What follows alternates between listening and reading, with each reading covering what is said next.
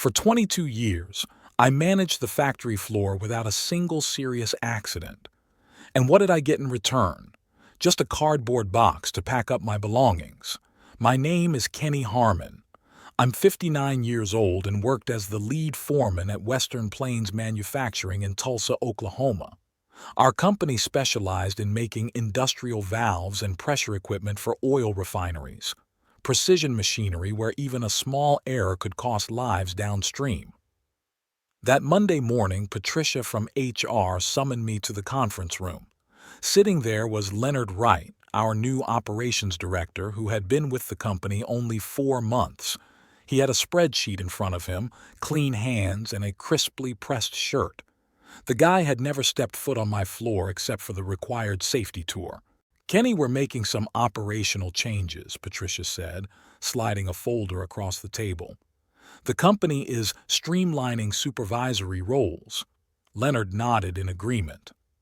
"Market pressures, competitive restructuring," he added. I opened the folder and saw the words, "severance package. 2 weeks to train the person replacing me. Half of my pension would vest immediately. The rest would come in monthly installments." I noticed the company logo on top looked different. They changed it last year without telling anyone on the floor. "Your replacement starts tomorrow," Patricia added, as casually as if she were announcing what was on the cafeteria menu. "Jason Weber. He's got a business degree from Oklahoma State, very promising." I closed the folder and stared at the wood grain on the table. 22 years, 0 major accidents. 346 employees had gone home safe under my watch. Day after day, I had built the safety protocols they still followed, put in place the maintenance schedules, and trained every foreman and lead tech on that floor. "I understand," I said quietly. Leonard looked relieved. Patricia's smile didn't quite reach her eyes. That night, I took the long way home, driving past the riverfront where the old refineries once stood. My father had worked there before the companies moved south. He always told me, "Kenny, a man's worth is measured by what he builds, not by what he says." I'd built something at Western Plains, a system, a culture, a record of safety, and now I had just 2 weeks to hand it over to a kid who had no clue what he was about to tear apart. When I got home, I called my old friend Frank, who retired last year. "They're letting me go," I said. "Bastards," he growled. "You gonna make a fuss?" "No," I replied, "but they'll figure out soon enough. Some knowledge can't be passed down in 2 weeks." I hung up and looked down at my work boots by the door. 22 years of grime that never quite washed off. They had no idea what they were losing. I started at Western Plains when my son Ethan was only a year old. Jennifer and I had been married 4 years. That job meant stability, health insurance, and a future. 3 shifts a week at first, then supervisor after 3 years, assistant foreman after 7, and finally lead foreman when old Jack Thompson retired. The factory floor was like a second home to me. I knew every machine's sound, could sense when the number 3 press was struggling before any warning light came on. I spotted safety risks from across the room, smelled when the hydraulic fluid needed changing, and felt when the ambient temperature was off by 2 degrees. Jennifer used to say I cared more about that factory than our own home. Maybe she was right. After she left 10 years ago, taking Ethan with her to Colorado, I threw myself into the job completely. Holidays, weekends, storm days when half the crew couldn't make it. The company changed hands twice while I was there. First, Midwest Industrial Group took over in 2011 and kept most things the same. Then in 2020, Axiom Partners bought us, private equity guys with their algorithms and efficiency metrics. They started cutting excess capacity immediately. I noticed the changes slowly: maintenance budget cuts, cheaper parts suppliers, longer gaps between servicing machines. They replaced 3 of my best mechanics with contract workers, cut back on replacement part inventories, and pushed production quotas higher every quarter. 6 months ago, Leonard Wright showed up with his MBA and his spreadsheets. In his first week, he called a floor meeting. "We're implementing new performance tracking across all departments," he announced. "Data-driven decision-making is the future of manufacturing." After the meeting, my lead machinist Diego pulled me aside. "Kenny, this guy's going to be trouble." Leonard asked if we could tweak the safety lockout procedure to save time. I brushed it off, telling Diego we'd handle things like we always had. But the warning signs kept piling up. Leonard stopped coming to the monthly safety reviews. Emails about maintenance went unanswered. My requests for training budgets got denied 3 times. Then they hired 3 junior supervisors fresh out of college who started questioning decades of procedures we'd honed. "Kenny, is it really necessary to run a full diagnostic after every shift change?" one asked. Another said, "These daily inspections seem excessive. The manual only recommends weekly checks." I started keeping my own records, dating and photographing maintenance requests, documenting every conversation about safety concerns. Something told me I might need proof one day of all we'd done right over the years. I just never expected to be shown the door so soon. The kid they brought in to replace me, Jason Weber, showed up on his first day wearing dress shoes and a tie, his gelled hair perfectly styled, and a tablet he checked every 5 minutes. "I'm really excited to learn from you before I take over," he said, offering a firm handshake, the kind they teach in business school. "I've already reviewed all the production metrics and found several efficiency opportunities." I nodded and handed him a pair of steel-toed boots and safety glasses. Floor tour first, metrics later. For 2 weeks, I walked Jason through everything: maintenance schedules, safety protocols, personnel files, and introduced him to every shift supervisor and lead operator. But as the days passed, I noticed something. He took notes on the processes, but missed the people. He didn't ask Diego about his son who'd just joined the Marines. He didn't remember that Alicia on the assembly line needed extra breaks for her diabetes. He didn't understand that on cold mornings, you had to sweet talk the number 2 milling machine to keep it running. On my last Thursday, I overheard him in the break room talking to Leonard. "Once we implement the new shift schedule, we can probably consolidate 2 maintenance positions," Jason said. "And that safety redundancy Kenny insists on for the hydraulic press? The manual doesn't require those extra checks." Leonard nodded, clearly pleased. Exactly the fresh perspective we needed. They didn't notice I was standing there. I quietly walked away, a cold knot forming in my stomach. These weren't just changes to save money.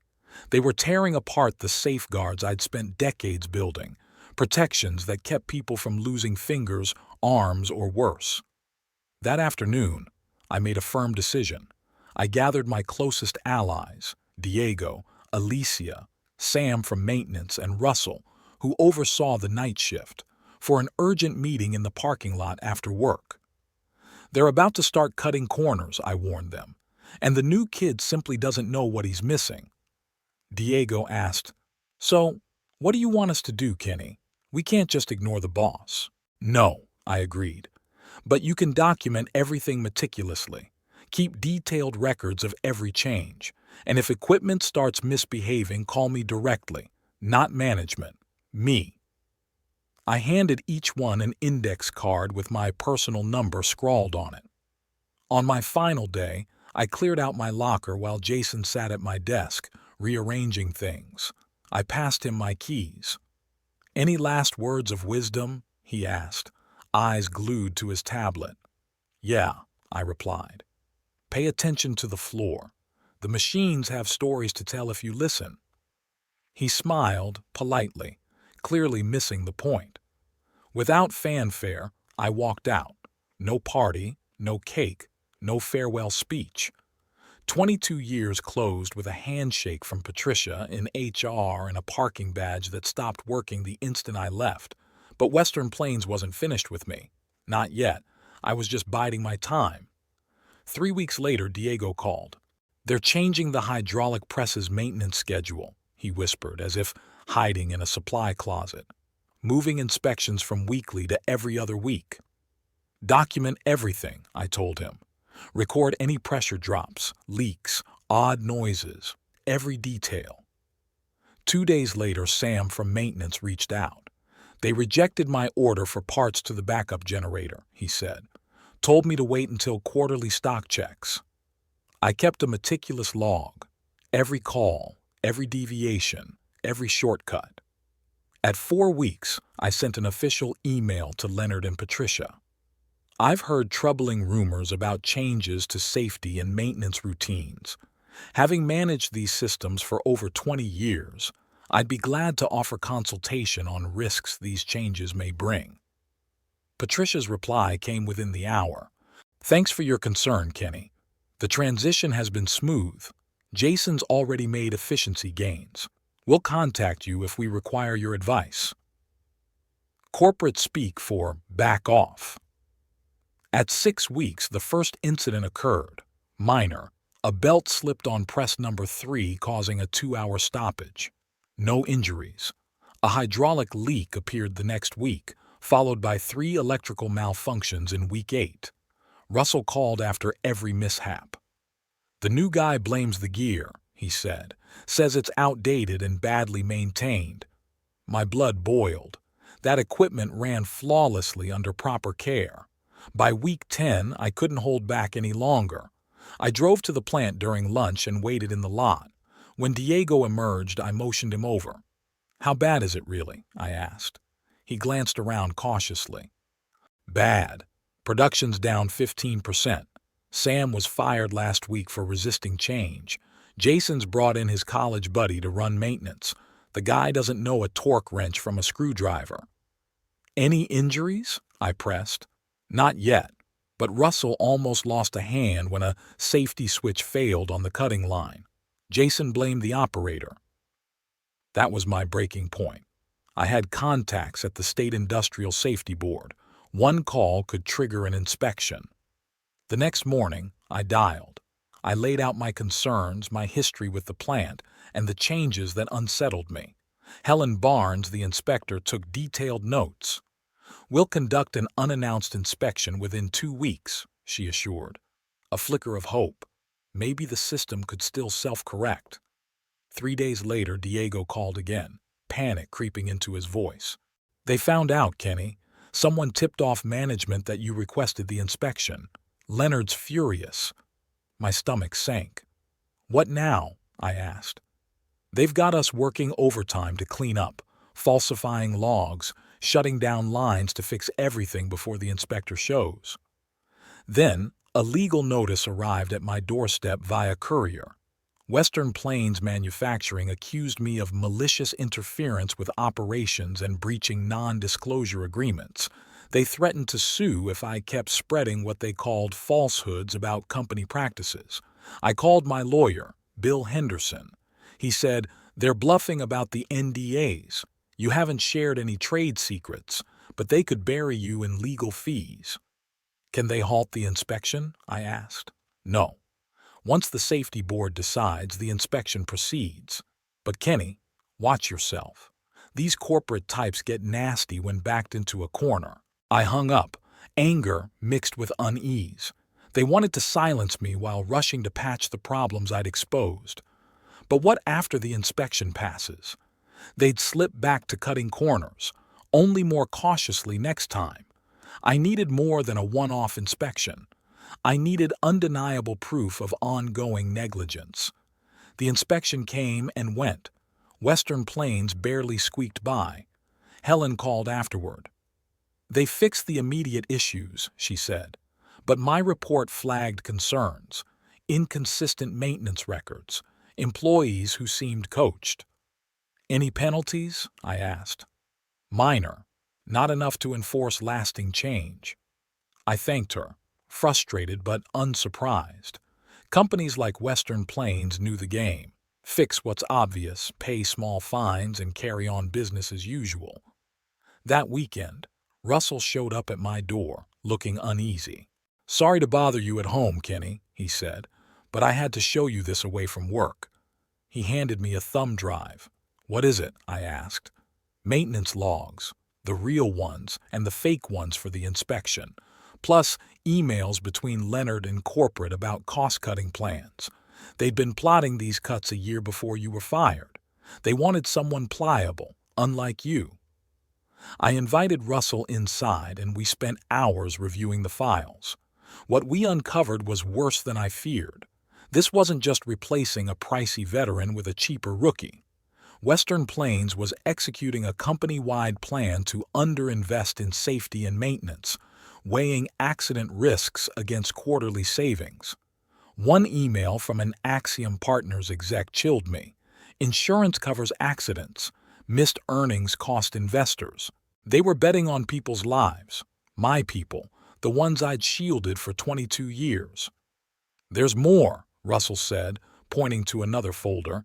Jason knows the equipment is failing. Look at these maintenance requests he's denied, I said, staring at the overwhelming list before me. Critical safety parts, backup systems, preventive replacements, all rejected with the same cold note. Defer to next quarter due to budget constraints. Why are you showing me this, Russell? I asked, feeling the weight of what I was about to hear. This could cost you your job. Russell's face hardened. Alicia's nephew got hurt yesterday. The press guard failed. The very one Jason said didn't need replacing. The kid's only 19, lost 2 fingers. They're blaming operator error, making him sign papers while he's still doped up on pain meds. My fists clenched uncontrollably. They can't do that. They are, Russell said grimly, and it's only a matter of time before something far worse happens. After Russell left, I sank into my kitchen chair. The evidence sprawled across the table in front of me. I was torn, anger mingled with a crushing sense of responsibility. These weren't just numbers on a spreadsheet. These were real lives, people I'd worked beside for decades, families I knew intimately. I lifted my phone, about to call the safety board once more, but stopped. Another inspection wouldn't cut it. Western Plains would just tidy things up temporarily, pay a fine, and slip back into the same dangerous cycle. No, this required a different strategy. I called Diego, then Alicia, and 6 other seasoned veterans from the floor. We arranged to meet at Frank's house the next day, neutral ground. When everyone arrived, I laid out the full story and shared the damning proof Russell had brought. So, what's the plan? Diego asked once I finished. Go to the media? I shook my head firmly. Not yet. First, we need leverage. What kind of leverage? Alicia pressed. The kind that hits them where it hurts, their bottom line. I'm going to need records of every shortcut, every failure, every near miss since I left, I explained. Dates, photos if you can get them, document everything. Frank raised an eyebrow. They'll fire anyone caught gathering that kind of information. I know, I admitted, which means we have to be smart, cautious, and patient. I looked around at the group. Skilled workers who deserved so much more than being treated like replaceable cogs in a soulless machine. Give me 2 weeks, I said, and whatever you do, stay alert and stay safe. Over the next fortnight, I became a ghost at Western Plains. I never set foot on the property, but my presence was felt. Diego and the others fed me daily updates, shift reports, equipment failures, safety incidents. I compiled everything meticulously, building an airtight case they couldn't ignore. Meanwhile, I made 3 critical moves. First, I reached out to George Lawson, a former client now working at Western Plains' largest customer, Meridian Energy Solutions. We met for coffee at a diner just 20 minutes from the plant. Kenny, good to see you, George said, shaking my hand. I've been wondering where you vanished to. Forced retirement, I replied, but that's not why I wanted to meet. I showed him photos of faulty pressure valves shipped from Western Plains in the last month, valves destined for Meridian systems. Recent inspections? George asked, frowning. The new inspection process, I said. The corner cutting's catching up, I added. I couldn't live with myself if one of your facilities failed because of this. George studied the photos carefully. This is serious, Kenny. We've had 30 years of trusted suppliers, but safety always comes first. All I ask is that Meridian performs its own quality audit. See for yourself. My second move was to contact Helen Barnes at the safety board again. This time, instead of vague concerns, I presented detailed documented violations, with dates, times, and photos. This is much stronger evidence than before, Helen told me. I'll need to bring in my supervisor. I understand, I replied, but please keep my name out of it for now. My third move was the riskiest. I contacted Jason Weber directly and asked to meet for lunch away from the plant. To my surprise, he agreed. He looked exhausted when he arrived. Dark circles under his eyes, collar slightly askew. "Thanks for meeting me," I said after we ordered. "How's the floor running?" Jason ran a hand through his hair. "Honestly, it's a mess. Equipment failing left and right. Corporate breathing down my neck about production targets. I can't hit quotas with half the line breaking down constantly." "They didn't tell you what you signed up for, did they?" "They said the operation needed modernizing and painted me as resistant to change. But every fix I try sparks 3 new problems." I nodded. "That's because they dismantled a system that worked. Those maintenance schedules you scrapped? They weren't excessive. They were essential. Leonard says the budget can't support that kind of upkeep. And how's that working out with production down and quality issues rising?" Jason's silence said it all. "Listen," I said, "I didn't call you here to gloat. I called because in about 2 weeks, several things are going to happen. Meridian will demand a quality audit. The safety board will conduct another surprise inspection, and evidence of systemic safety violations will land on desks all the way up to corporate headquarters." Jason paled. "Are you threatening me?" "No," I said. "I'm giving you a choice. You can be the scapegoat when this all collapses, the inexperienced manager who couldn't handle the job, or you can get ahead of it." "How?" "By documenting every demand Leonard and corporate have forced on you, every maintenance request denied, every safety concern dismissed." Jason stared at his untouched food. "They'll fire me. Maybe.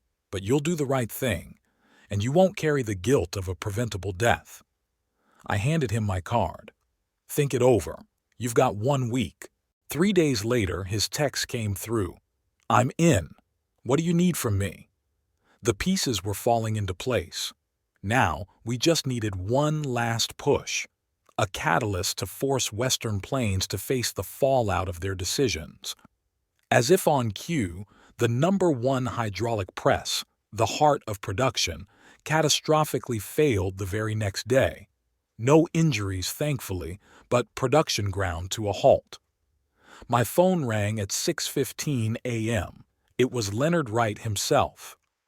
"Kenny," he said, his voice strained, "we have a situation at the plant." "I've heard," I replied calmly. "The shutdown was all over the plant group chat by midnight. Look, I'll be blunt. We need your expertise. The main press is down, production stopped, and orders are piling up. Our maintenance team can't figure out the problem." "That's because you fired Sam, the guy who maintained that press for 15 years, I reminded him. Leonard sighed deeply. "Can we put the past aside? The company wants to bring you back as a consultant to get us running again." "I'm listening." $300 an hour cash. No questions asked about how you fix it. We just need it up and running by the end of the week. I almost laughed at the simplicity of their demand. They thought this was just about money. "I'll be there in an hour," I said. "But I have conditions." "Name them." Leonard's voice held a trace of hesitation. "First, I bring my own team, Diego, Russell, and Alicia. Second, I get full authority over repair decisions and parts orders. And third, I want unrestricted access to all maintenance records from the past 6 months. After a pause, Leonard agreed. "Fine, whatever it takes." An hour later, when I stepped onto the plant floor, chaos greeted me. Operators stood idle, managers huddled in whispered clusters, urgency thick in the air. The massive hydraulic press loomed silent and dark. Jason approached me immediately.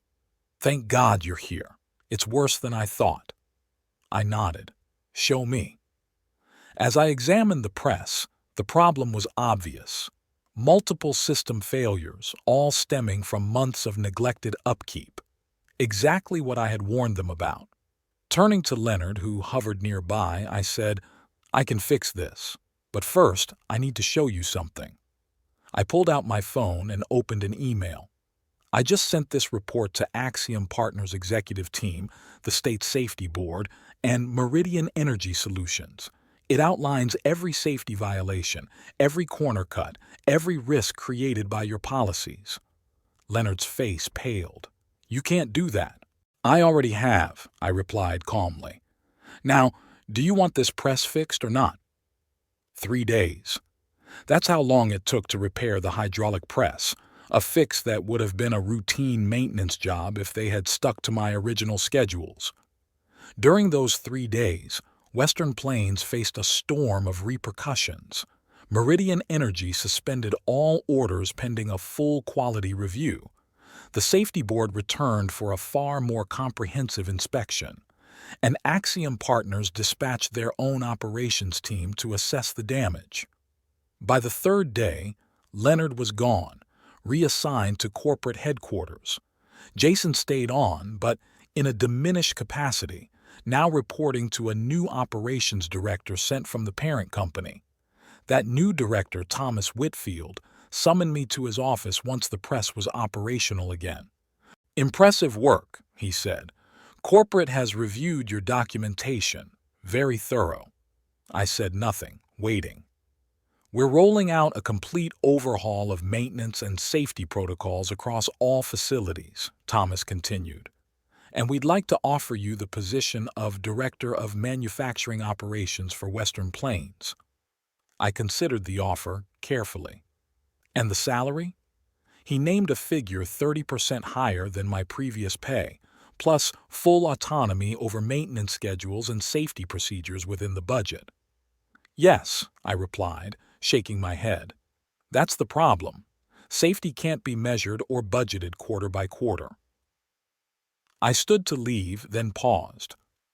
"I'll consult 3 days a week at my hourly rate. I'll help rebuild the systems I put in place, train your people properly, and restore production to where it should be, but I won't return as an employee." Thomas thought it over, then nodded. "Acceptable." I didn't come back for the title or the money. I came back for Diego, Alicia, Russell, and all the others who deserve to work in a safe environment. I returned to rebuild what I had spent 22 years creating. The following Monday, when I walked onto the floor, the machines were already humming smoother. They knew their old caretaker was back.